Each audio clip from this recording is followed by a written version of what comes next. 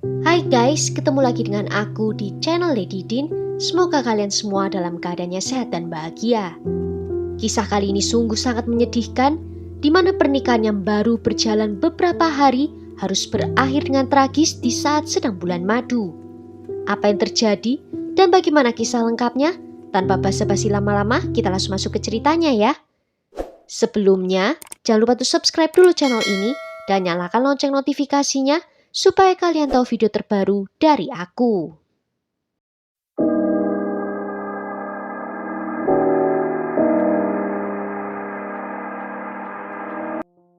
Christina May Thomas atau yang biasa dipanggil Tina lahir pada tanggal 13 Februari 1977 di Jerman dan dia ditempatkan di panti asuhan di Jerman.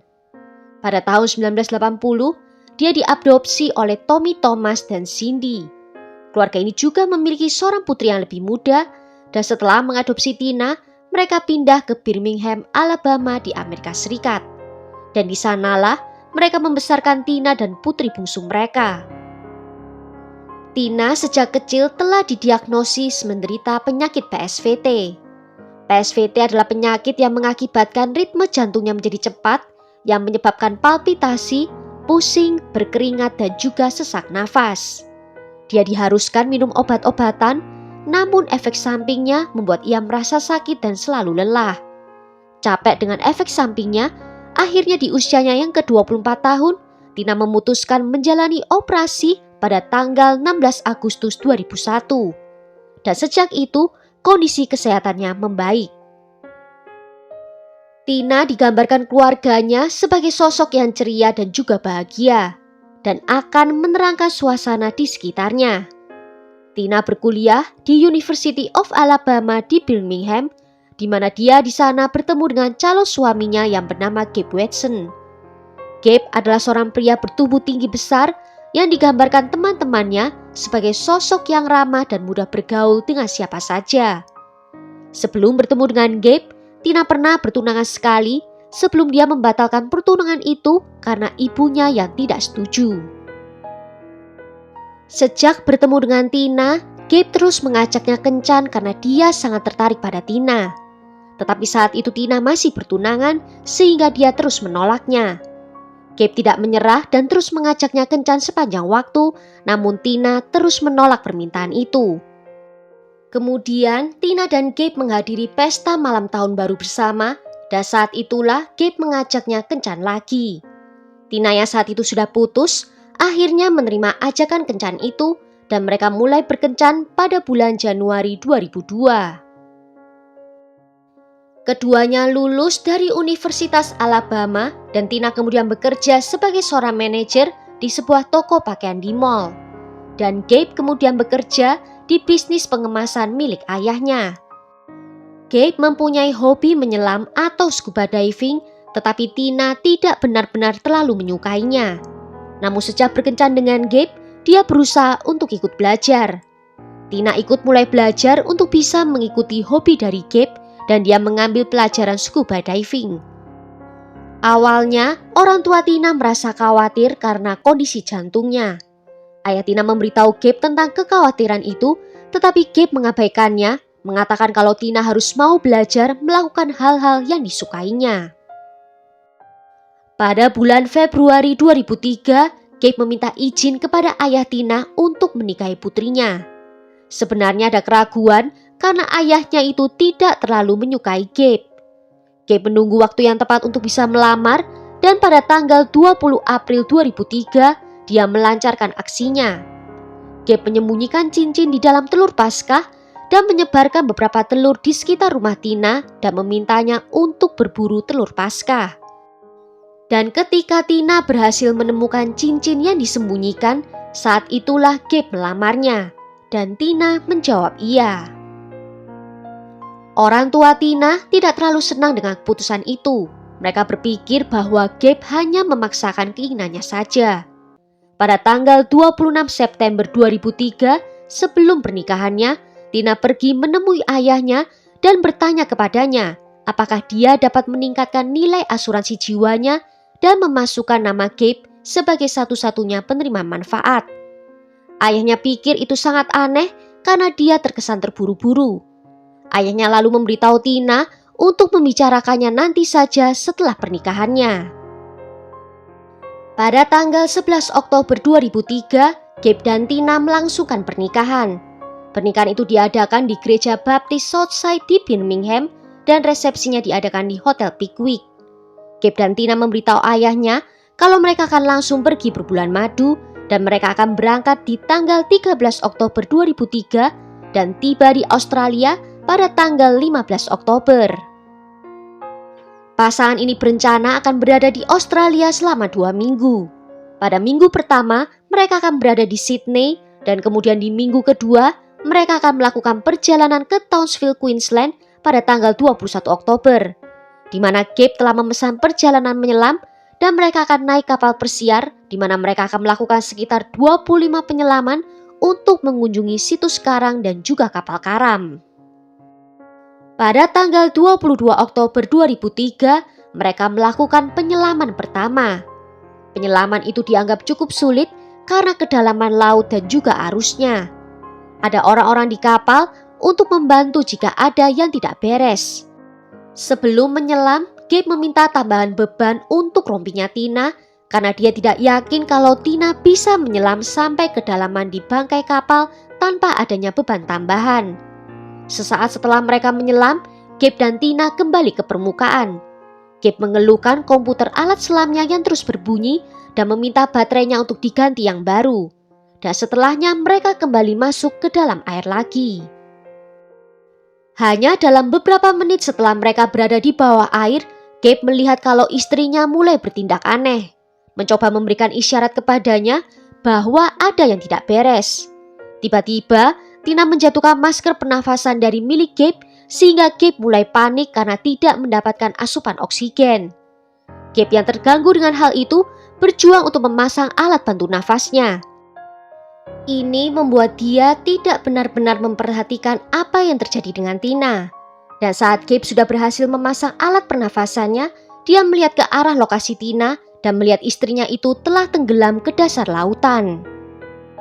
Gabe adalah penyelam bersertifikat sehingga dia tahu apa yang harus dilakukan untuk menolong Tina. Tetapi dia malah muncul kembali ke permukaan, kembali ke kapal dan mencoba untuk mendapatkan bantuan dari orang lain. Seorang instruktur bernama Wade yang melihat hal itu langsung menyelam ke bawah untuk menolong Tina. Dia meraihnya dan membawanya ke permukaan, namun dia merasa beban Tina terlalu berat dan dia harus melepaskan sabuk pemberat untuk membawanya ke permukaan dengan cepat. Segera dilakukan CPR selama lebih dari 30 menit. Dan selama proses itu, Gabe bahkan tidak repot untuk mendatangi kapal di mana Tina berada saat di permukaan. Orang-orang mulai bertanya kepada Gabe kenapa dia tidak mencoba untuk meraih Tina. Gabe beralasan kalau dia tidak pernah belajar bagaimana membawa seseorang kembali ke permukaan. Beberapa orang di kapal Gabe mengatakan kalau Gabe terlihat sangat aneh. Dia tampak tidak mengkhawatirkan Tina, hanya berkeliling di kapal dan meminta pelukan dari orang-orang. Sayangnya, nyawa Tina tidak bisa diselamatkan dan dia meninggal dunia. Begitu bantuan datang, mereka membawa Tina ke rumah sakit, di mana dokter mengatakan bahwa agak aneh karena hanya ada sedikit air di paru-parunya. Jika Tina benar mati tenggelam, seharusnya ada lebih banyak air di dalam paru-parunya. Dalam penyelidikan, mereka juga menemukan bahwa Tina mengenakan beban 9 kg, padahal dia hanya perlu mengenakan beban sekitar 3,5 kg untuk membantunya menyelam ke kedalaman bangkai kapal. Penyelam lain yang melakukan penyelaman yang sama mengatakan bahwa mereka melihat Gabe memberikan Tina pelukan di bawah air. Dan ketika Gabe memeluk, mereka melihat bahwa Tina seperti berjuang dan dia melambaikan tangannya. Kesaksian ini membuat polisi ingin menanyai Gabe lebih jauh tentang insiden ini. Gabe setuju untuk berbicara dengan polisi, namun ceritanya selalu berubah-ubah. Semuanya terdengar tidak masuk akal dan membuat polisi sadar kalau ini bukanlah kisah sebenarnya yang telah terjadi. Gabe kemudian menghubungi orang tuanya dan memberitahu mereka tentang apa yang terjadi kepada Tina. Gabe juga memberitahu orang tuanya bahwa dia tidak ingin berbicara dengan orang tua Tina sehingga dia meminta keluarganya untuk dapat menelepon orang tua Tina dan memberitahu mereka apa yang telah terjadi. Keputusan awal oleh petugas koroner menyatakan bahwa kematian Tina tidak terlihat mencurigakan. Hasil otopsi mengungkapkan penyebab kematian karena tenggelam. Keluarga Tina mendapatkan kabar tentang apa yang terjadi dan ayah Tina mendapatkan firasat bahwa ada sesuatu yang janggal telah terjadi. 5 hari setelah kematian Tina, Gabe dan tubuh Tina diterbangkan kembali ke Amerika Serikat dan mereka segera mengatur pemakaman. Banyak orang yang mengatakan bahwa Gabe bertingkah sangat tidak pantas di pemakaman. Di depan peti mati Tina yang masih terbuka, Gabe memberikan komentar tentang payudara istrinya itu dengan temannya. Setelah pemakaman Tina, Gabe mencoba mengajukan asuransi dari perusahaan perjalanan untuk insiden yang terjadi. Tetapi perusahaan asuransi memberitahu Gabe bahwa insiden selama scuba diving tidak ditanggung oleh asuransi. Dan untuk asuransi jiwa Tina, Gabe tidak mendapatkan manfaatnya karena ayah Tina belum memasukkan nama Gabe pada asuransi jiwa milik putrinya. Tanpa memberi kabar, kuburan Tina dipindahkan ke lahan yang dimiliki oleh Gabe dan dia menguburnya di sana tanpa menaruh batu nisan. Gabe tidak memberitahu lokasi tepatnya pada ayah Tina sehingga ayah Tina harus menemukannya sendiri. Yang anehnya setiap kali ayahnya itu datang dan menaruh bunga di sana, bunga yang dia tinggalkan akan hilang secara misterius. Ayah Tina yakin bahwa seseorang telah mencurinya dan firasatnya mengatakan bahwa itu Gabe. Dia lalu melaporkan hal ini ke polisi dan polisi memasang kamera di sekitar kuburan itu. Dan memang setelah dilihat rekamannya, terlihat Gabe lah yang membuang bunga itu. Saat ditanya, Gabe beralasan kalau Tina tidak menyukai bunga plastik, sehingga dia mau menghormati keinginan dari Tina. Ayah Tina tidak percaya semua cerita Gabe dan dia merasa perlu menggali lebih dalam. Apalagi saat mengetahui bahwa Gabe tidak menuju ke kapal tempat Tina saat diselamatkan. Saat itulah ayah Tina memutuskan terbang ke Australia untuk berbicara langsung dengan orang-orang di kapal saat itu. Ayah Tina berbicara dengan Wade, instruktur yang membawa Tina kembali ke permukaan. Dan dia juga berbicara dengan polisi di sana. Polisi Townsville setuju bahwa ada bukti adanya permainan curang. Mereka memutuskan pada bulan Juli 2004, kasus ini terdaftar sebagai kasus kriminal dan bukan hanya kecelakaan saja. Polisi mencatat beberapa ketidakkonsistenan dengan cerita Gabe dan bukti tubuh Tina tidak berada di lokasi yang dikatakan oleh Gabe.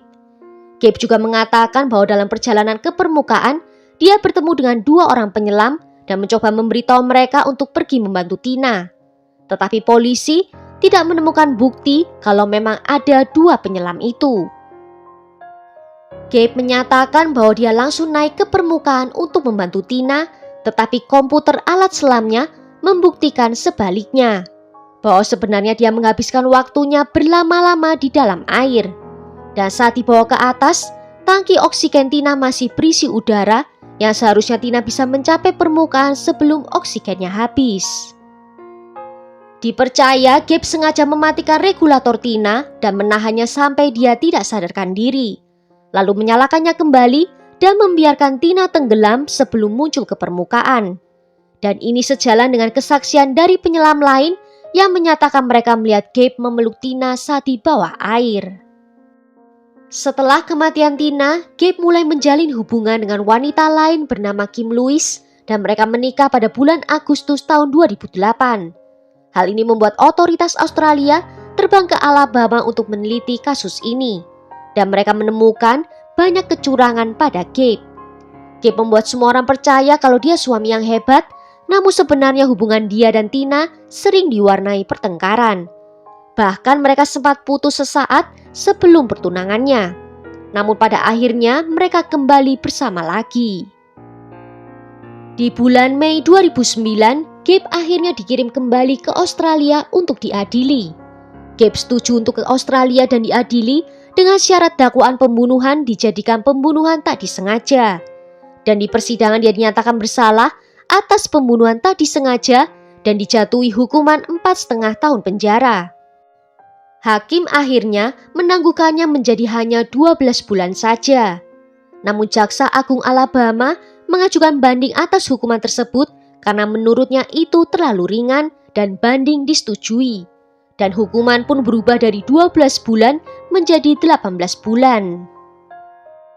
Jaksa Agung Alabama mau membawa kasus ini kembali ke Amerika Serikat dan ingin agar Gabe diadili di Alabama. Dia mengatakan ada bukti tambahan yang belum terlihat di pengadilan Australia. Tetapi kasus Australia tidak akan mengizinkan bukti yang ditemukan di Australia untuk diadili di Amerika tanpa janji bahwa Alabama tidak akan mengejar hukuman mati. Alabama setuju dan Gabe dikembalikan ke Amerika Serikat, dimasukkan ke dalam tahanan polisi dan dia akan diadili di Alabama. Gabe pun segera dideportasi kembali ke Amerika Serikat. Jaksa Agung mendakwa Gabe atas 2 tuduhan. Yang pertama pembunuhan besar-besaran dan yang kedua penculikan dengan tipu daya. Jaksa Agung mengatakan bahwa Gabe telah menipu Tina untuk mengambil pelajaran menyelam dan menipunya untuk pergi ke Australia.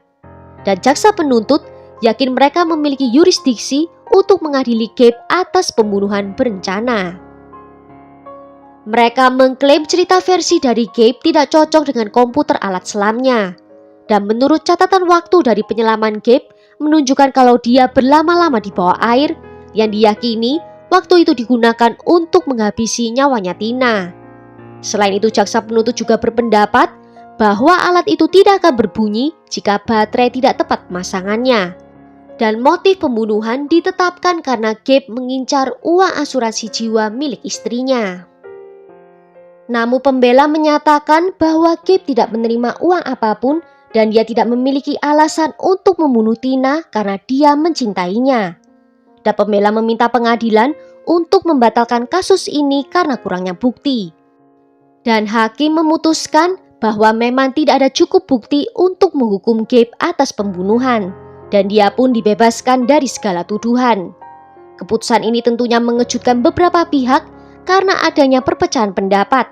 Sebagian menganggap Gabe bersalah karena telah merencanakan ini semua, namun sebagian menganggap kalau kematian Tina disebabkan kecelakaan saja. Well, sampai di sini dulu cerita kali ini. Bagaimana menurut kalian tentang kasus ini? Apakah menurut kalian Gabe yang membunuh Tina atau itu hanya kecelakaan saja? Tulis ya pendapat kalian di kolom komentar. Akhir kata terima kasih karena sudah nonton video ini sampai akhir. Sampai jumpa di video berikutnya. Ciao!